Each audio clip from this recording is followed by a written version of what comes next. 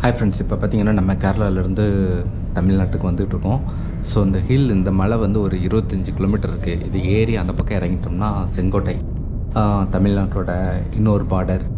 அதாவது கேரளாவுக்கு மொத்தம் 3 வழி இருக்குது. கோயம்புத்தூர், திருநெல்வேலி, அப்புறம் வந்து கன்னியாகுமரி வழியாக 3 வழியாக போகலாம். ஸோ இது வந்து நம்ம திருநெல்வேலி, தென்காசி அந்த ரூட்டில் வந்து நாங்கள் வந்துகிட்ருக்கோம். இந்த ஹில்ஸ் ஏறி இறங்கியாச்சுன்னா பார்த்திங்கன்னா ஒரு 25 கிலோமீட்டர் இருக்கும். நம்ம செங்கோட்டை தமிழ்நாடுக்குள்ளே வந்துடுவோம். என்னென்னா கேரளாவில் வந்து சரியான ஹீட்டு, வெயில் வந்து பயங்கரமாக இருந்துச்சு. ஸோ காரில் வந்து 22 வச்சுருக்கோம் ஏசி. ஆனாலுமே அந்த பாடியில் உள்ள ஹீட் வந்து லைட்டாக ஃபீல் ஆகுது, அது நல்லாவே தெரியுது. ஆனால் இப்போ பார்த்திங்கன்னா கிளைமேட் வந்து லைட்டாக தூறல் போடுது. ஸோ மழை வர்ற மாதிரி ஒரு கிளைமேட் இருக்குது. வந்தால் நிஜமாகவே சூப்பராக இருக்கும் அப்படின்னு ஃபீல் பண்ணிகிட்ருக்கோம். வரும்னு நினைக்கிறேன். ஒரு பாலம் வரும், அதில் நீங்களுங்க சூப்பராக இருக்கும் பாலம்.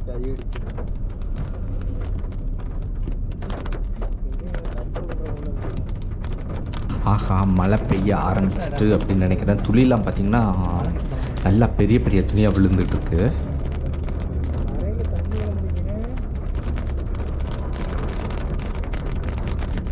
ஸோ உள்ளே போக போக வந்து மழை வந்து நல்லாவே பெய்யுது. பாருங்களேன், விண்ட்ஷீல்டில் பாருங்களேன். வைப்பர் வந்து இத்தனைக்கு நான் ஸ்பீடாக தான் வச்சுருக்கேன். ஆனாலும் ஒரு ரவுண்ட் வைப்பர் அந்த பக்கம் போயிட்டு வர்றதுக்குள்ளே வந்து அந்த விண்ட்ஷீல்டு வந்து அப்படியே தண்ணி ஃபுல்லாகும். ஸோ பசங்களும் குளிக்கலாம் அப்படின்னு ஒரு சின்ன ஐடியா இருக்குது, வண்டியை நிப்பாட்டலாம் அப்படின்னு. ஆனால் என்ன ப்ராப்ளம்னா ஸ்பேர் ட்ரெஸ் இல்லை. ஸோ அப்படியே ஈரத்தோடு தான் ஏறி உட்காந்து ட்ரைவ் பண்ணணும். அதே இது ஒரு 120 கிலோமீட்டர் வந்து அப்படியே ஈரத்தோடு இருக்க முடியாது. ஸோ ஒரு 10 கிலோமீட்டர் 20 கிலோமீட்டர் டிஸ்டன்ஸில் வீடு இருந்தால் கண்டிப்பாக இறங்கி ஒரு குளியல் போட்டிருக்கலாம். பட் அந்த வாய்ப்பு கிடைக்காம போயிடுச்சு. என்னென்னா ரோடு வேறு செம சூப்பராக இருக்குது. ஸோ கொச்சின் வரைக்கும் நம்ம போயிட்டு வரோம். கொச்சின் வரைக்கும் பார்த்திங்கன்னா ரோடு வந்து இதே சூப்பராக இருக்குது. ஒரு சின்ன பள்ளம் கூட எங்கேயுமே பார்க்க முடியாது.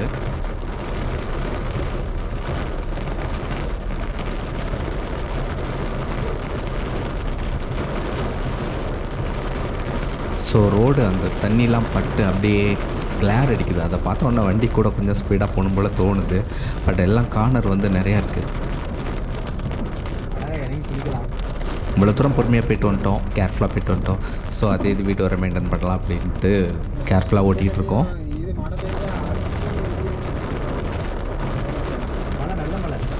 மலையில் கார் டிரைவ் பண்ணுறது அப்படிங்கிறதே நிஜமாகவே ஒரு சூப்பரான அனுபவம்.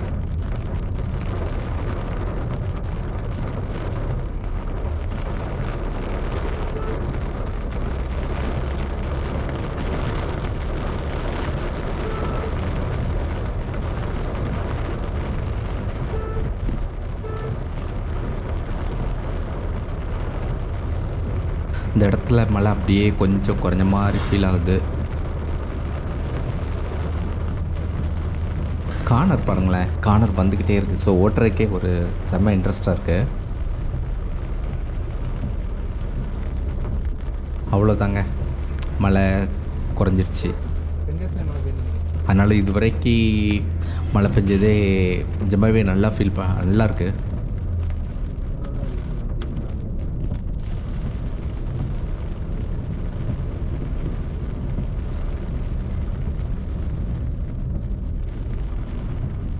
ஃபுல்லாக கார்னர் தான்.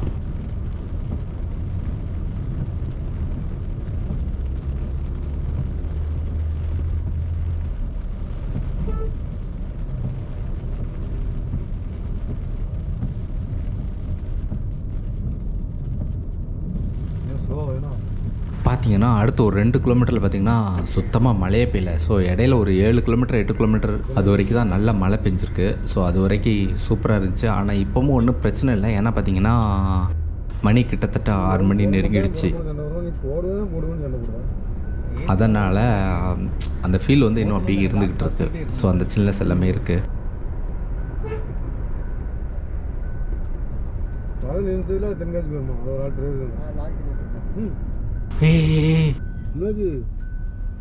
என்னடா பண்ணுற சார்? நானும் ஹெட்லைட் போட்டு அந்த கொஞ்சம் இருட்டினோன்னு ஹெட்லைட் போட்டு நேரே போகிறாருன்னு நினச்சேன்.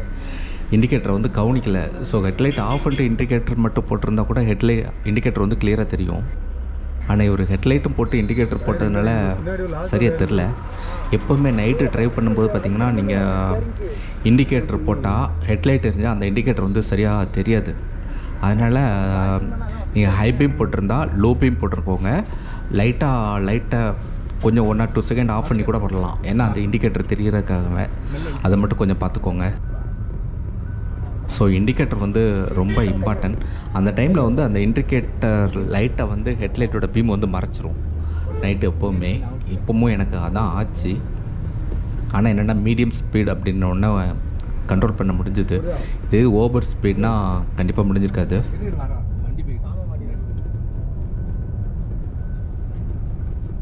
பெரிய தப்பு பண்ணிட்டேன். ஸோ இதுலேருந்து பார்த்திங்கன்னா ஒரு 5-6 கிலோமீட்டர் போனால் கேரளா பார்டர், அதாவது ஒரு செக் போஸ்ட் வரும்.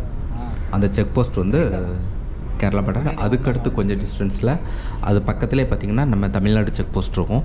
ஸோ அதுலேருந்து நம்ம தமிழ்நாடு ஏரியா. இப்போவும் நம்ம வந்து அந்த கேரளா உள்ளே தான் இருக்கிறோம். கீழே இறங்குறோம்.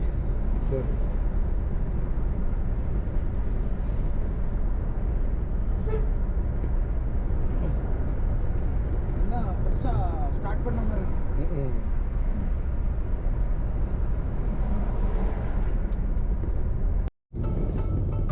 இந்த கேமரா உள்புறம் எல்லாரும் கவர் பண்ணுவாங்க. ஒரு ஃபோட்டோ எடுக்க முடியுமா? இன்னும் பார்த்திங்கன்னா அந்த ஹில் கூட முடியலை. ஸோ அந்த ஹில் முடிகிறதுக்கு ஒரு 4-5 கிலோமீட்டருக்கு முன்னாடி தான் அந்த 2 செக் போஸ்ட்டுமே வரும்.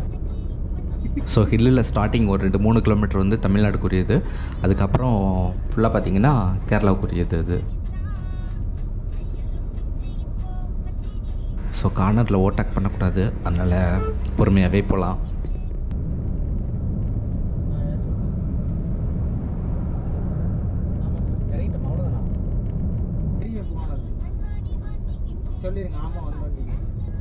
ஸோ ஒரு வண்டியை ஓவர்டேக் பண்ணுறதுல மட்டும் எவ்வளோக்குள்ளே பொறுமையாக கீப்பப் பண்ண முடியுமோ பண்ணிக்கோங்க. அது மாதிரி ஓவர்டேக் பண்ணுறப்ப கன்ஃபியூஸ் ஆகிடாதீங்க. ஏறலாமா வேண்டாமா அப்படிங்கிற பாதி ஏறிட்டு வந்து ஐயோ வேணாம் இல்லை ஏறிடலாம் அப்படிங்கிற குழப்பம் வந்து வேண்டாம். அதை வந்து ஃபஸ்ட்டே முடிவு பண்ணிக்கோங்க. நம்ம கார் இவ்வளோ ஸ்பீடில் போகுது, முன்ன போகிற வண்டி இவ்வளோ ஸ்பீடில் போகுது, நம்ம வந்து ஓவர்டேக் பண்ணிடலாம், ஆப்போசிட்டில் வர்ற வண்டி பக்கத்தில் வர்றதுக்குள்ள ஓவர்டேக் பண்ணிடலாம் அப்படின்னு ஷுவராக தெரிஞ்சால் மட்டும் ஓவர்டேக் பண்ணுங்கள். இல்லாட்டி பண்ணாதீங்க. டேர்னிங் ஓகே, இது வந்து ஒரு தப்பான டிரைவிங் தான். ஆக்சுவலாக ஆப்போசிட்டில் வந்து கொஞ்சம் லாங்கில் வண்டி வருது. எனக்கு அந்த சைட்லேருந்து பார்க்க தெரிஞ்சுது. பார்த்திங்கன்னா இப்போ இதில் ஒரு லாரி வரும். அந்த லாரி வந்து தெரிஞ்சுது. அது வந்து லாங்கில் வருது அப்படின்னு ஷுவராக தெரிஞ்சதுனால நான் ஓவர்டேக் பண்ணேன். அதனால் பார்த்திங்கன்னா கார்னர், இப்படிப்பட்ட கார்னரில் வந்து முடிஞ்ச அளவு பொறுமையாக வரணும். ஸோ எப்போவுமே இந்த மாதிரி கார்னரில் வந்து ஹேர்பின் பெண்ட் அந்த மாதிரிலாம் பார்த்திங்கன்னா லாரி வந்து நல்லா லெஃப்ட்டு போவாங்க. ஸோ அப்போ ரைட்டில் வந்து கேப் ஃப்ரீயாக கிடக்கும். ஸோ நான் அந்த டைமில் வந்து நம்மளுக்கு போகணுன்னு தோணும். ஆனால் அப்படி போகிறது கரெக்டு கிடையாது. நிறைய கார்காரங்க வந்து அப்படி ஓவர்டேக் பண்ணுவாங்க. ஸோ நானும் இப்போ அப்படி தான் பண்ணேன். ஆனால் அது வந்து ஒரு சரியான டிரைவிங் கிடையாது.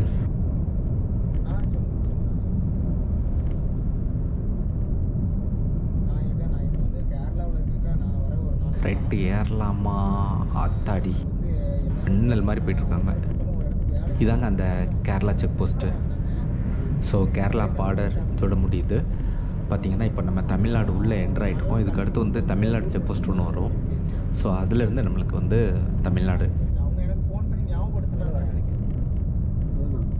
ஓகே ஃப்ரெண்ட்ஸ், இந்த டிரைவிங்கில் பார்த்திங்கன்னா ஸோ என்னென்ன தப்பு பண்ணோம், எப்படி கரெக்டாக ஓட்டணும் அப்படின்னு நிறைய விஷயங்கள் பார்த்தோம். மீண்டும் ஒரு நல்ல வீடியோவில் உங்களை மீட் பண்ணுறேன். Stay blessed.